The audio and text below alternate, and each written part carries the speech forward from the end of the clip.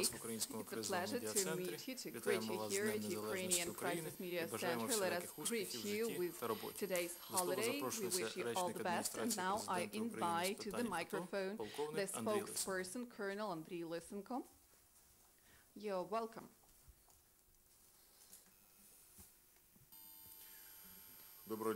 Hello, esteemed colleagues. Once again, I would like to greet you with the national holiday, the Independence Day. And to your attention, the chronicle of events from the front line which has taken place during August 23rd, Lugansk direction. The active military actions near Stolica Luganska were renewed during August 23rd. 7 times the occupants violated the ceasefire. Usually they took place during the night. From the right bank of Siversky Donetsk, the enemy was shelling Ukrainian servicemen using mortar launchers and howitzers. Also, one artillery shelling was registered in Boloten settlement. According to data of reconnaissance, the fire came from rear of the enemy.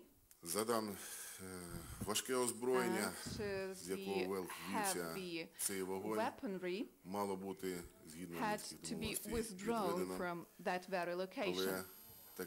Nevertheless, it didn't happen, and again, the fire was directed at our servicemen who defend our country.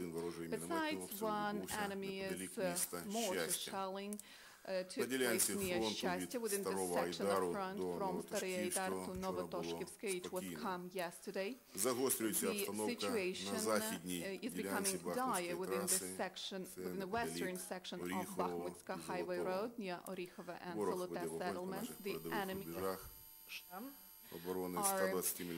frontiers using 120mm mortar launches, which are located within the occupied Pervomaisk, and yesterday there were 4 such incidents. Also, it is not come to the west from Pervomaisk within the Ukrainian front line. Popasna, Novozanivka, Troitska, Sanjarivka. During the day, the enemy has repeatedly opened fire, aiming at our servicemen using mortars and artillery. Near 7 p.m. They were shelling with the use of Grad launchers.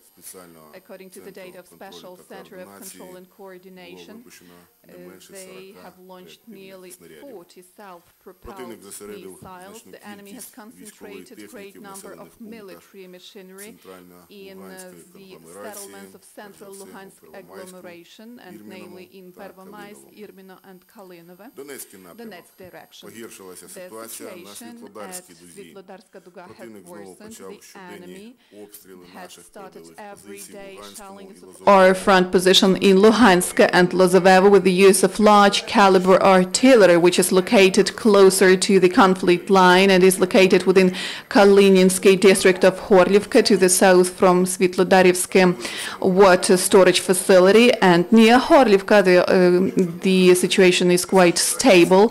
The epicenter is Zaitsevo settlement, which is located to the north from the occupied city. Yesterday in the evening, there were several skirmishes and 2 mortar shellings of the enemy.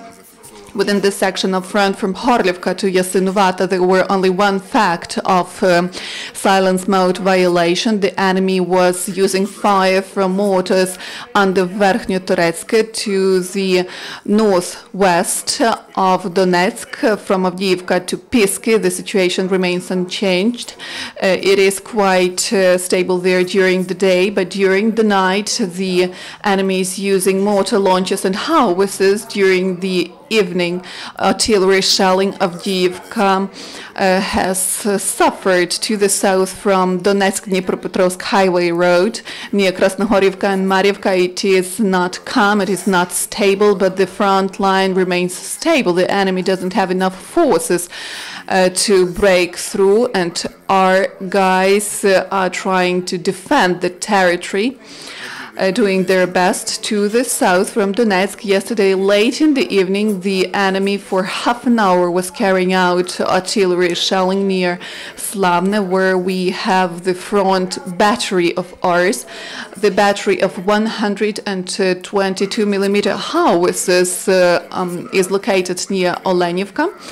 Within Mariupol direction, the enemy is sticking to the tactics of mortar and artillery shellings from the mid-range and quite a big distance. Two main points of conflict were near Stary Ignatievsk and Shirokine.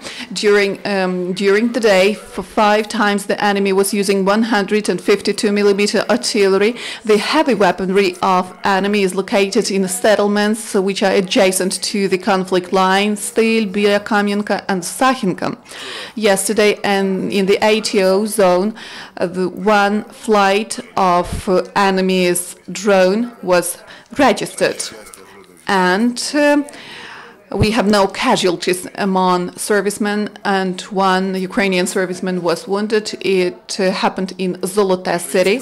Ukrainian special services are quite successful in neutralizing the militants and seizing fire. They have detained an accomplice of occupants who was correcting the enemy's artillery fire at Avdiivka. It was registered that the perpetrator was surveilling the movements of Ukrainian auto columns and was granting information to so-called DNR gang formation in Makiivka. The detained was planning to blow up the military machinery of ATO on the eve of the Independence Day using the anti-tank mine. In Odessa, the employees of the Security Service of Ukraine detained 3 people related to arranging explosions at railway stations. They were seized a powerful explosive with mechanism of the clock, as well as other weaponry. In Donetsk, the State Security Service of Ukraine has found a store. There were hand grenade launcher, 10 grenades, several hundreds of cartridges of different caliber. Also in Dnipropetrovsk Oblast, the law enforcement agencies have detained 2 people who were trying to sell 4 grenade launchers. And we would like to remind you that a person may be sentenced from 2 to 5 years. Yesterday, Ukraine was celebrating the National Flag Day, and the celebrations had taken place within the whole Ukraine and beyond. Our military servicemen who protect the Democratic Republic of Congo also celebrated this day within the staff within the camp of the 18th helicopter unit. Mr. Volodymyr Kolotilo greeted the personnel with the holiday, and listening to our anthem, the peacemakers flared the Ukrainian flag. That would be all for this minute. Do you have any questions, specifications? There are no questions. Oh, I beg your pardon, there is one. Tell us, please, do you know about the occurrence in Volodarsk region? I know that children were blown up by a landmine. No, I know nothing about this information, this occurrence. We hadn't received it yet. Can you please enumerate what weapons were used for attacks by the occupants? Do they use heavy weaponry? Okay, during the recent 24 hours, there were 82 shellings, half of them with the use of heavy weapons, namely 120 millimeter mortar launchers, 122 millimeter grenade launchers, also tanks, as well as Grad launchers. But this is prohibited by the Minsk agreements. Yes, right, yeah, we speak about weapons with a caliber over 100 millimeters. Do we have other questions? Tell us, please. Do you expect some attacks on the side of separatists? If yes, is this threat serious in case of separatists' attack of the insurgents supported by the Russian Federation and Russian servicemen, which are currently located within the occupied territory? They will be stopped, and we will give them appropriate response for them to know who we are, that we are on our land.